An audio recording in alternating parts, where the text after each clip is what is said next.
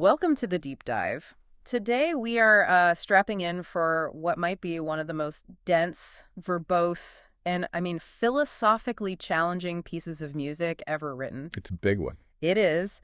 We are plunging headfirst into the stream of consciousness that is Bob Dylan's lyrical masterpiece, It's All Right, Ma, I'm Only Bleeding.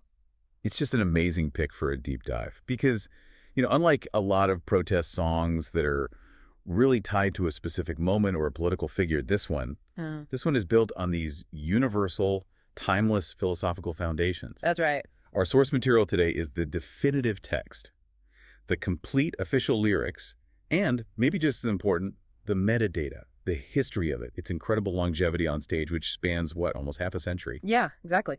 And our mission today is, it's kind of a rescue operation. We are going into this overwhelming flow of poetry and paradox to pull out the essential knowledge nuggets for you. To give you a shortcut. A shortcut, exactly. A shortcut to understanding its structural brilliance, its core message, and critically, why Dylan himself felt it was so important to keep performing it for 50 years. And that longevity is maybe the best insight we have.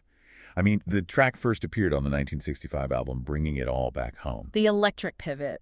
A huge moment. A huge moment, yeah. It shocked so many of his folk listeners. But this song, unlike some of the others on that album, has been a constant.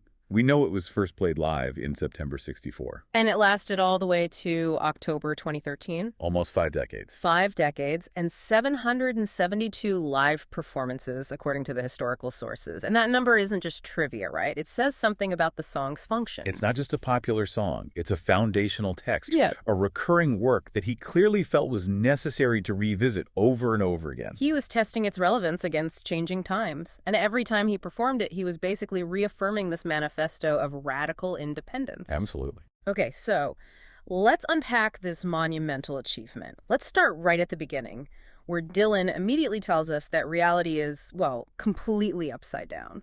The song establishes its tone instantly, it's relentless, it's driven by contrast, and it creates this atmosphere where things are just fundamentally wrong. You feel that right away in the first line. Darkness and the break of noon. Let's just break that down. Noon is the moment of maximum light, right? It's the zenith. And the break is usually dawn, the beginning of light. So to have darkness at the break of noon, that's just an instant violent sign that the clarity, the hope we expect from society is totally inverted. It's not just corruption in the shadows. It's corruption at the core. And that darkness, that disillusionment is everywhere. It says the shadow evens the silver spoon. So it's not just for the poor or the downtrodden. No, it doesn't respect class or privilege at all. It eclipses the wealthy just as much as the vulnerable. It's a universal condition. And then you get that incredible symmetry right after the silver spoon, which is, a symbol of luxury. Inherited luxury, yeah. You get the handmade blade, the child's balloon. The blade is violence, maybe desperation, self-defense. The balloon is just pure innocence, hope, fragility. And the same shadow covers all three. Luxury, violence, and innocence. That's what makes this statement so powerful. And then he confirms it, saying it eclipses both the sun and moon. It just negates all sources of light. The darkness is total. It's complete. It sets this incredibly suffocating tone, and it leads to that chilling conclusion of the first stanza, which is just a devastating statement about awareness. He concludes, to understand, too soon, there is no sense in trying. The very act of seeing the truth of the world is immediately punished by realizing it's all futile. It's like the understanding comes too early before you have the tools to handle it. It's a paralyzing insight. It is. So if the world is fundamentally broken and understanding that means there's no sense in trying, how do we possibly square that with the very next stanza, that famous mandate? Is he starting with nihilism and then just contradicting himself? But that's the genius of the structure, isn't it? He presents the devastating truth first, and then immediately gives you the philosophical antidote. The survival mandate. Exactly, the central axis for the whole song. The first stanza is the external condition, the second is the internal command. Okay, let's focus on that mandate then. The sources highlight what is probably the most quoted couplet for a reason. That he, not busy being born, is busy dying. And this is so much more than a simple proverb. It's a mandate for constant, intentional renewal. There's no middle ground. None. Dylan completely removes the possibility of a neutral, static existence. If you are not actively moving forward, changing, evolving, being born over and over again, then you are, by default, decaying. So inaction isn't neutral. Inaction is participation in your own demise. That's what he's saying. It's a call to existential action, even in the face of total despair. I love that. Inaction as participation in demise. So if we choose to be born, we have to know what's holding us back. And he points to the source of the resistance, right? These empty warnings. Yes. Pointed threats, they bluff with scorn, and these warnings are torn from the fool's gold mouthpiece, the hollow horn. That is just a devastating critique of rhetoric and false authority. And it's why the song is always relevant. The warnings that hold you back are cheap imitations, fool's gold. The mouthpiece could be a politician, a broadcaster, a preacher. Anyone speaking for an institution, and the horn is hollow. Right. It's all volume, no substance. It's designed to intimidate you with noise, but the source itself is empty. It's manufactured fear. So we've got darkness, futility, a mandate for change, and a warning to ignore the loud, hollow voices. Where does the emotional journey go from there? Well, stanza 3 traces that trajectory. You follow Temptation's page, maybe the curiosity to see the truth, and you find yourself at war. An internal war at first. Right, with self-doubt, with the world's inertia. But it quickly becomes external. The big shift, though, is the realization that you're not alone in it. Yes, that's it. You start to see the shared human condition. You watch waterfalls of pity roar. That's such powerful imagery, not a trickle, a roaring disaster of sorrow. And this is the moment where the isolation starts to break down. Before, you might have felt uniquely persecuted, alone. But then you hit that crucial distinction. Unlike before, you discover that you'd just be one more person crying. Your unique pain is revealed to be universal. Yeah. And that shifts everything. It moves from, why me? I should just give up, to, okay, this is just how it is, and I'm not the only one fighting. It's a pivot from self-pity to a kind of cynical but communal awareness. Which leads us right to the first refrain in the fourth stanza. The defensive reassurance to the outside world, to the titular ma. The title says bleeding, but the refrain really downplays the damage. So don't fear if you hear a foreign sound to your ear. It's all right, Ma, I'm only sighing. The word choice there is so interesting. A sigh is passive, a release of breath. Bleeding is trauma, injury. So he's minimizing the internal damage for whoever's watching. He's saying, it's fine, I'm fine, it's under control, even if the philosophical trauma is, deep. And right after that, he looks at the world again and sees it's completely split. You have those who warn victory, some downfall, the black and white thinkers, the ideologues. The zealots, the ones who call to make all that should be killed to crawl. They're trying to crush the spirit of anyone trying to be born. But then, right after that, the stanza gives you a simple antidote, a clear moral truth to hold on to in all the chaos. Others just say, don't hate nothing at all, except hatred. And that's the first real anchor in the song. If everything else is contradiction and noise, you can at least hold on to that. Reject hatred itself. It's a moral filter against the zealots. You have to act, but you must not act out of malice. It's the first real rule of the road. Okay, so after establishing that internal landscape, the song moves outward. Stanza 5 confronts the big institutions, starting with a really aggressive critique of commercialized faith. The shift is jarring. The disillusionment is no longer a sigh. It's violent. Disillusioned words like bullets bark. And the words are being fired by human gods. We need to define them. These aren't divine beings. No, they're people who have put themselves in positions of power, and they've replaced genuine spirituality with, well, consumerism and violence. And he makes that so clear with the description of their products. He really does. They make everything from toy guns that spark to flesh-colored Christs that glow in the dark.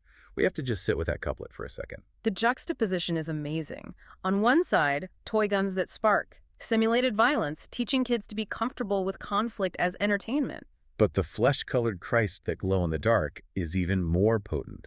Why flesh-colored? It strips away the divinity, right? It makes Christ a marketable object that looks like the consumer. Exactly. And why glow in the dark? It reduces spirituality to a cheap plastic nightlight. Mass-produced comfort instead of a radical, challenging light. It's passive. You don't have to look for the light. It just comes prepackaged. Faith becomes a tranquilizer, not a revolution. And the conclusion from all this is just inescapable. It's easy to see without looking too far that not much is really sacred. When you can manufacture and sell the holiest icons for a profit, then nothing has real spiritual weight anymore. Everything is just a transaction.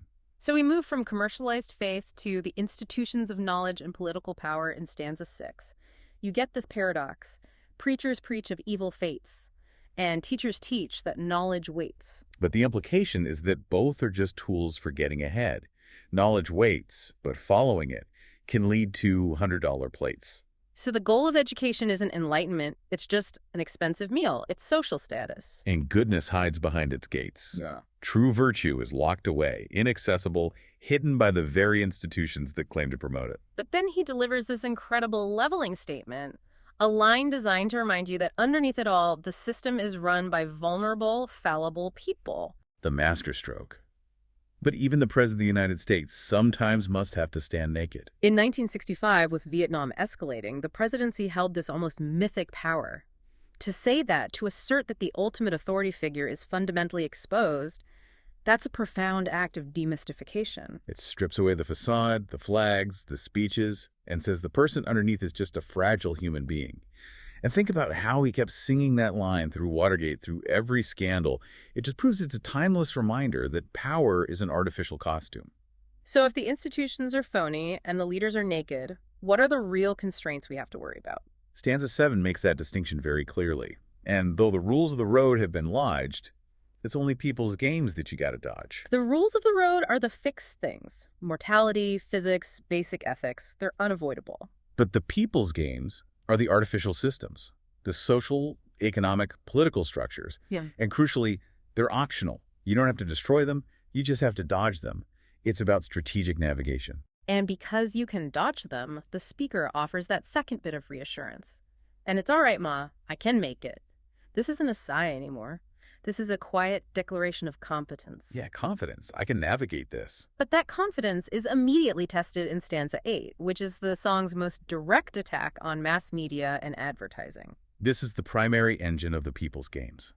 Advertising signs con you into thinking you're the one that can do what's never been done, that can win what's never been won. It's the critique of American exceptionalism, right? The psychological manipulation that tells you that you and only you are the hero. The chosen one. It's designed to make you buy into the system, into the dream, and of course into the products. It isolates you and makes you focus on these grand, impossible fantasies. And then comes the reality check. It's so cold and brutal.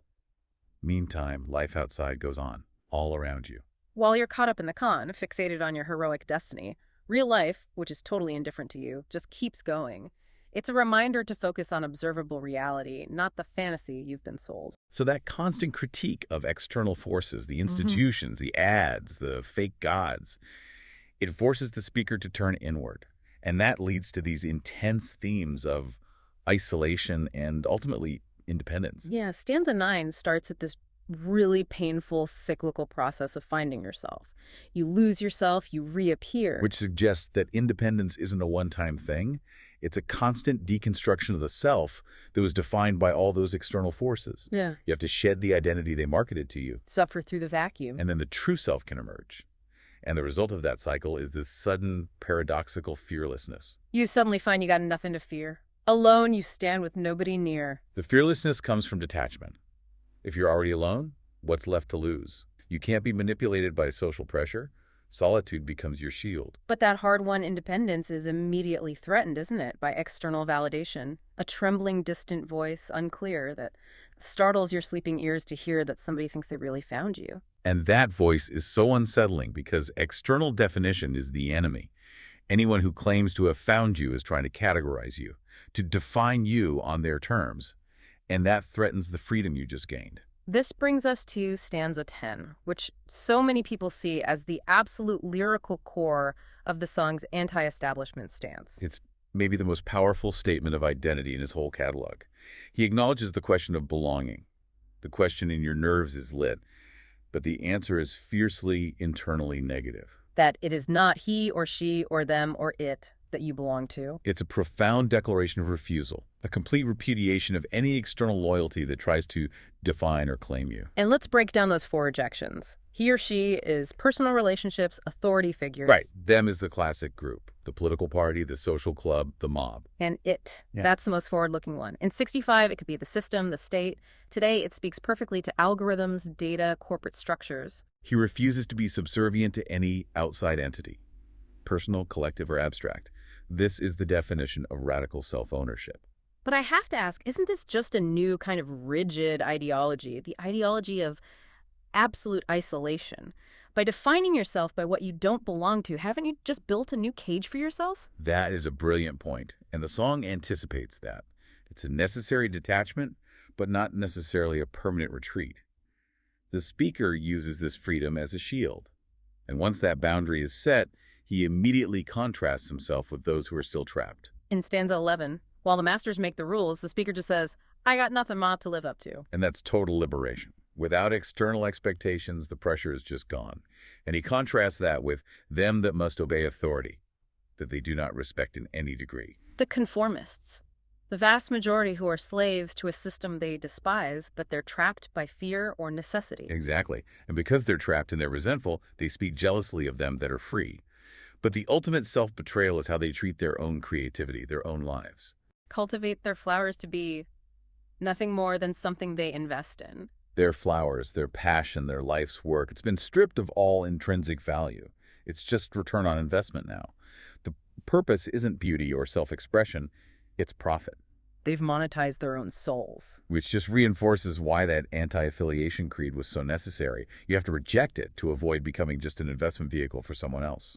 All right, so the song now sharpens its focus from general independence to the specific performance of politics and morality. It just dissects the hypocrisy. Stanza 12 hits rigid ideology so hard. These are the political zealots, the ones who are on principles baptized to strict party platform ties. They haven't just joined a party, they've submerged their whole identity in it. They are defined by their affiliation, the very thing he just rejected, and their social behavior is masked. Social clubs in drag disguise. That phrase, drag disguise, is perfect. It suggests the whole pretense of community or shared purpose is just a cover for the real goal, which is vicious criticism and enforcing conformity. This disguise lets them freely criticize everyone else. But their criticism is hollow, because it's not based on truth. No, because they tell nothing except who to idolize and then say, God bless him. Their entire purpose is just to elevate their chosen idol and then offer this cheap performative blessing. It's idol worship. They've completely exchanged thought for dogma. And that adherence can be aggressive, which leads us into stanza 13 and this really fascinating tortured character. One who sings with his tongue on fire, gargles in the rat race choir. Yeah. This person is passionate, tongue on fire. They have conviction. But that passion is just muffled and dirtied by the crowd. He gargles in the rat race choir. His fiery voice is choked by the noise of the masses. He's trapped. He is bent out of shape from society's pliers. The imagery is so visceral. Society has used its tools, its pressures, its demands to physically contort this person into a prescribed shape. But here's the critical twist, the real knowledge nugget about the psychology of the conformist. This person cares not to come up any higher, but rather get you down in the hole that he's in. That's so profound. His goal isn't self-improvement. He's so invested in his own misery that the only way to validate it is to make sure everyone else is miserable too. Misery doesn't just love company, it actively recruits. He wants to drag the free individual down with him. But the speaker maintains his distance. He says, but I mean no harm nor put fault on anyone that lives in a vault. He's not condemning the cautious or the wealthy, just affirming his refusal to be trapped by these jealous conformists. And that leads to the final defensive side of this section. But it's all right, Ma, if I can't please him. He accepts it. He knows his refusal to join the choir will displease them, but their pleasure is irrelevant. His goal is self-preservation. So we finally turn the lens on money and official morality in stanza 14, wrapping up the societal critique. The old lady judges watch people in pairs, limited in sex. They dare to push fake morals, insult, and stare. These are the gatekeepers of conventional morality, obsessed with limiting personal freedom. They push fake morals and use judgment as a weapon. Their own limitations are projected onto everyone else. But contrast that fake, preachy morality with the raw, honest truth of money. This is one of the most memorable lines in the whole song. While money doesn't talk, it swears obscenity. Money isn't polite. It's a profane, loud force that cuts right through all the fake social niceties. It's the ugly, naked truth behind the $100 plates. It's the only thing that speaks with any honesty. It's the true unmasked force.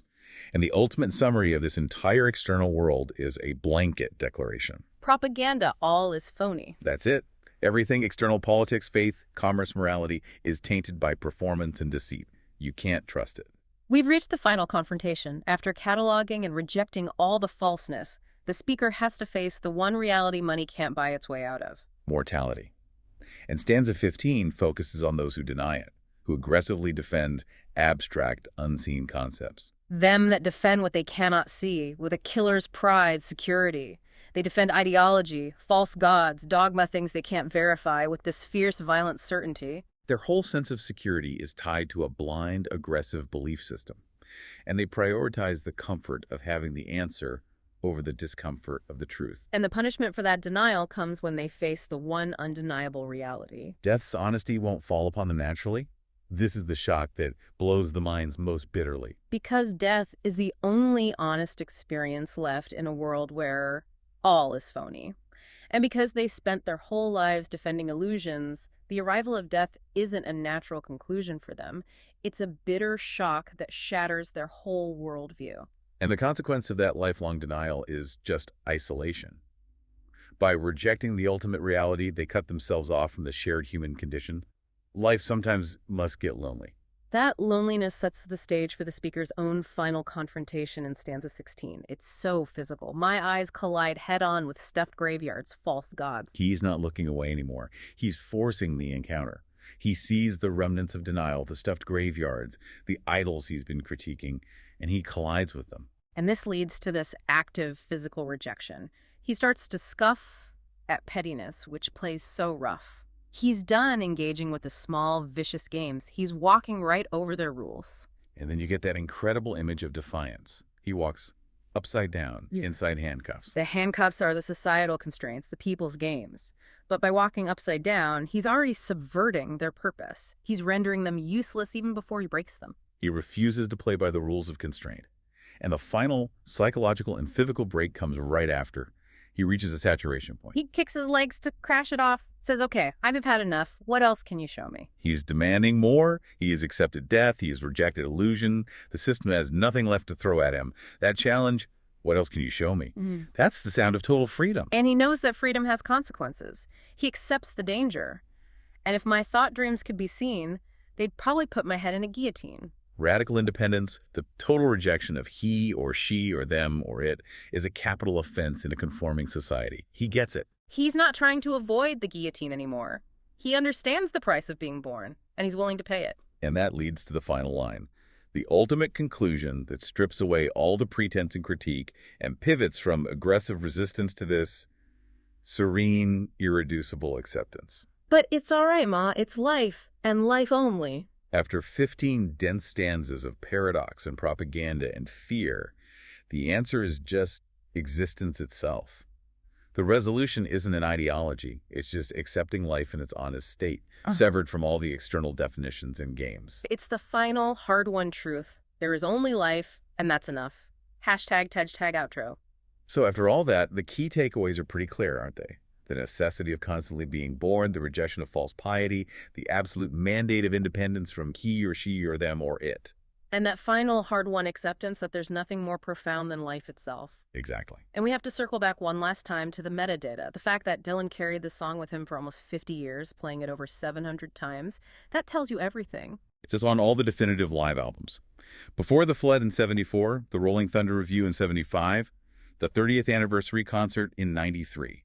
So why the repetition? Why keep this long, dense piece in rotation when he had so many shorter, easier hits? Because the core themes are timeless critiques. They're not just tied to 1965. I mean, can you imagine the moment he's saying, even the President of the United States sometimes must have to stand naked, right after Watergate? Or the commercial critiques during the rise of the digital age.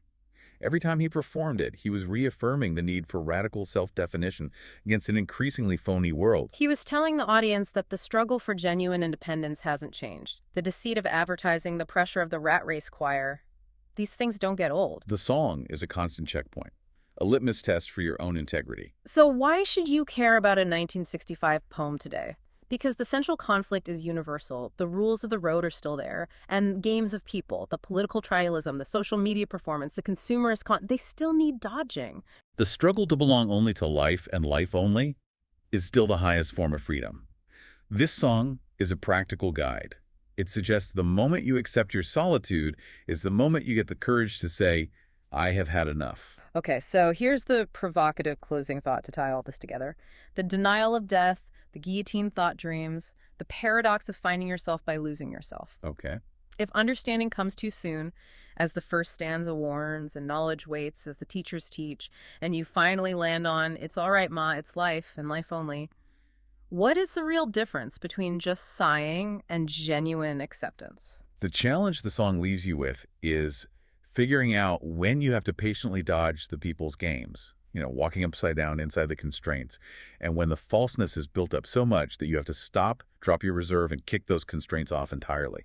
The difference between the passive sigh and the active crash. That's the difference between just observing life and truly participating in your continuous being born.